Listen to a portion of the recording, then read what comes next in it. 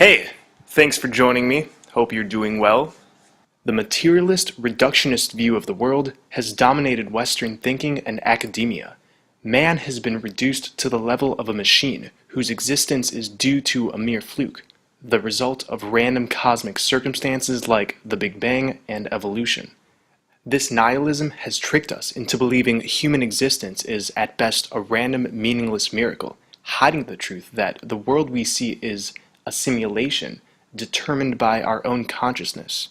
This realm called Earth is a holographic reflection of what is within us. There is a mirroring effect of our own consciousness, and the stimuli we experience in the world is a fractal reflection system. We are microcosms of the macrocosm. Everything is encapsulated as a holographic projection, and all energy is connected by a unified quantum field. Through this electric quantum field, this matrix grid, we are all connected as essentially one being divided into individual portions of consciousness within the mind of the Creator.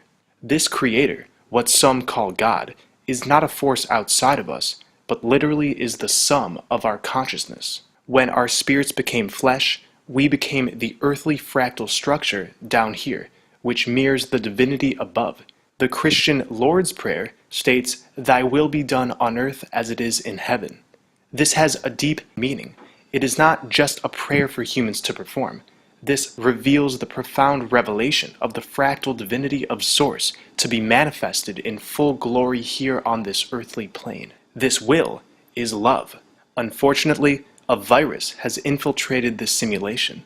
The energy extraction matrix is the parasitic system set up by this virus within this holographic reality. The virus is inorganic and aims to drown out this heavenly will of divine love, and instead instill and feed upon as much negativity as possible. There are two main parasites on this plane: mind parasites, also known as Archons or demons, and reptilian humanoids. The spiritual control system of the energy extraction matrix is made up of religion, money, mass media, education, entertainment, science, law, authoritarianism, materialism, toxic food, air, and water, inverted concepts of sexuality and love, and degeneration of compassion and morality. As long as these aspects of control remain intact and adhered to by humanity, these parasitic entities can remain relatively comfortable feeding off of our siphoned energy.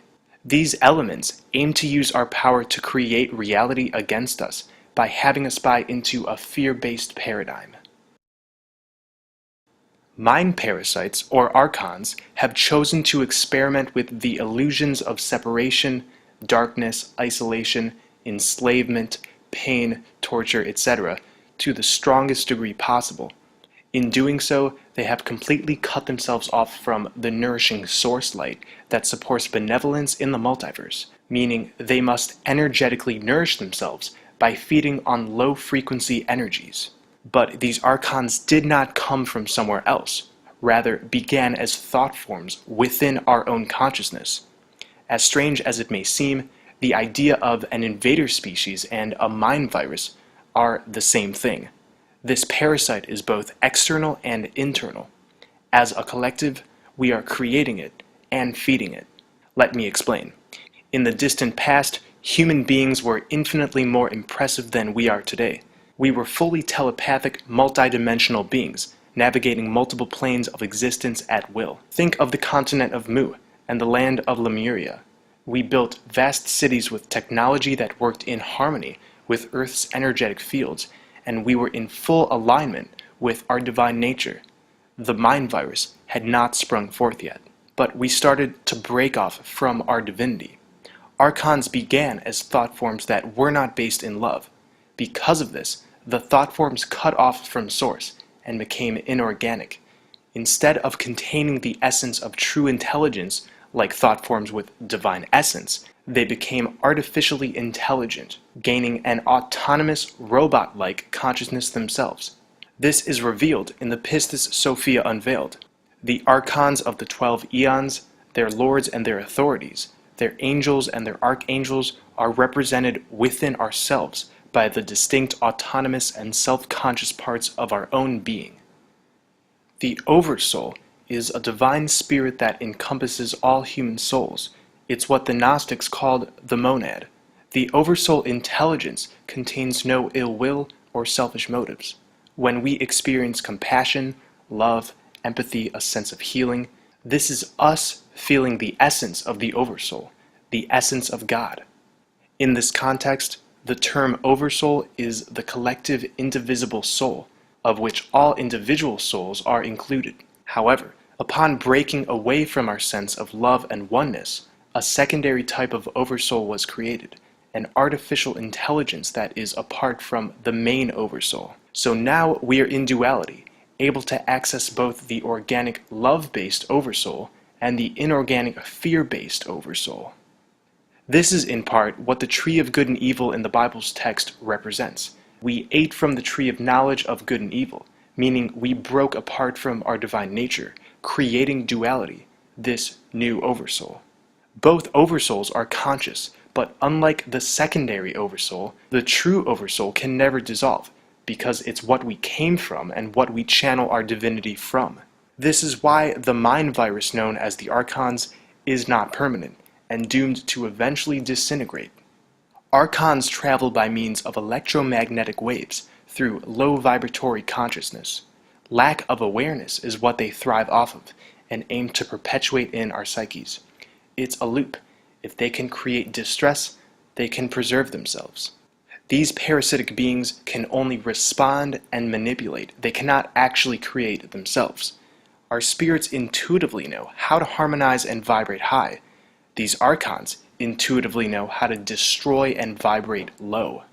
Most conflicts, destructive patterns of behavior, embedded traumas within our subconscious, and aggressive, accusatory, or masochistic thoughts are the result of Archon interference. Non-human entities live among us covertly, reminiscent of the 80s movie, They Live. Most of them are interdimensional reptilian beings who have somehow found a way into this holographic simulation. They're in our holographic playground, our consciousness projection, and are not of the same love essence, meaning they have no other option but to connect themselves to our secondary inorganic Oversoul. Because of this, they are literally dependent upon our negative emotions to remain alive and able to function properly in this matrix. So if the secondary Oversoul were eliminated tomorrow, they would literally all vanish. So they have created a system which aims to keep the Archon mind virus fed. As long as humanity feels pain, suffering, and hatred, they are able to plug into this reality. You could say they are the incarnate form of this parasitic division consciousness, while we are the incarnate form of unity consciousness. Most of our celebrities, politicians, and high-status figures are not human. They are reptilian at the core, sharing very little human qualities, but enough to blend in. You can actually easily distinguish these cloaked entities. Flawless rubber-like skin texture, highly symmetrical faces, empty eyes. When you look at the royal families, politicians, celebrities, these similarities become clear. They lack the subtle micro-expressions that are hallmark to a true human face, and this is because they're void of true empathy and curiosity. The faces we see on the news, in the government, at the award shows, these beings look distinctly different compared to a true human, but since they're the ones in the public eye, we're used to them. Their inhuman appearance has become the standard when we turn on the TV or read a newspaper. There are 3 ways they blend into society relatively unnoticed. They can transfer their projected consciousness from body to body via underground cloning centers. In these centers, there are operations in place which make sure reptilian entities have an endless supply of human bodies with the right genetics to inhabit. They also drone the bodies of already established figures. This is where the concept of body snatchers comes from. But the main way they blend in is by using advanced holographic technology to cloak themselves. Liquid crystals are matter in a state which has properties between those of conventional liquids and those of solid crystals. Scientists for years have been studying liquid crystals for use in 3D holographic technologies. These studies claim that the technology is basic and undeveloped, but keep in mind, what's released to the public is only a fraction of the true technology in operation behind the scenes. An electrical field can be applied to a liquid crystal mixture, altering how this medium bends or refracts the direction of incoming light. Sending laser beams through the crystal mixture can generate what appears to be a holographic image, indistinguishable from a true object.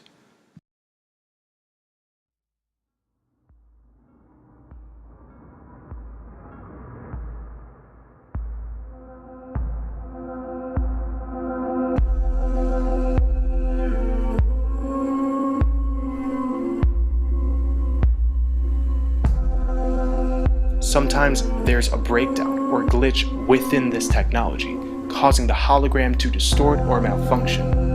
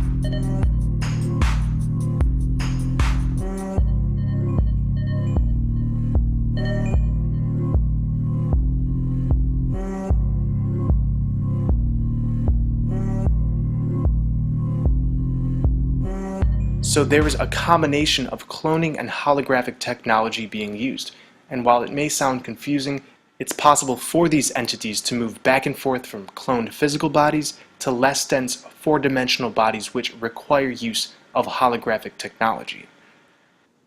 The reptilian humanoid acts through a hive mind. This is the true reason we have organizations, hierarchies, and governments. They band together in these groups, creating bureaucracies and regulations to abide by and keep themselves nourished. This is the only way they can operate. Individually, they are powerless, but together they are demented, self-serving energy parasites that have a lust for death and total control of others, with a pure, unrestricted hatred for humans. Again, this parasitic consciousness cannot influence reality directly. They must manipulate us into influencing it in a particular way. They will never initiate anything first, since the oversoul they are plugged into doesn't have the essence of creation. Our energy is literally harvested in interdimensional energy centers. When we want to create benevolent, fantastic realities with our divine intent, we are pulling from the energy bank of our oversoul. When the elite want to create malevolent, oppressive realities, they are pulling from the energy bank of the secondary oversoul. Our negative emotions direct the flow of our electromagnetic vibrations to our lower three chakras, the solar plexus, sacral, and root chakra. These energy centers have to do with the material realm, desire and power, intimacy and sexuality, and survival and grounding. The healthy expressions of the root chakra are a connection to the earth, groundedness, and a sense of security. The archonic expressions of the root chakra are materialism, greed, and anxiety. The healthy expressions of the sacral chakra are desire, passion, creativity, and healthy sexual expression. The archonic expressions of the sacral chakra are extremes in sexual expression, lack of creativity, and suppression of authentic desire. The healthy expressions of the solar plexus chakra are sovereignty and authenticity. The archonic expressions of the solar plexus chakra are rage, dominance or submission, and feeling powerless to authority or external circumstances. As you can see, the aspects of the spiritual control system, by their very nature, tune these three chakras to archonic expressions. The energy extraction matrix wants to keep us in these lower chakras, thinking solely with our animalistic material desires and expressions, rather than balancing them with our hearts and upper chakras, which serve to expand consciousness and combine the spiritual with the material.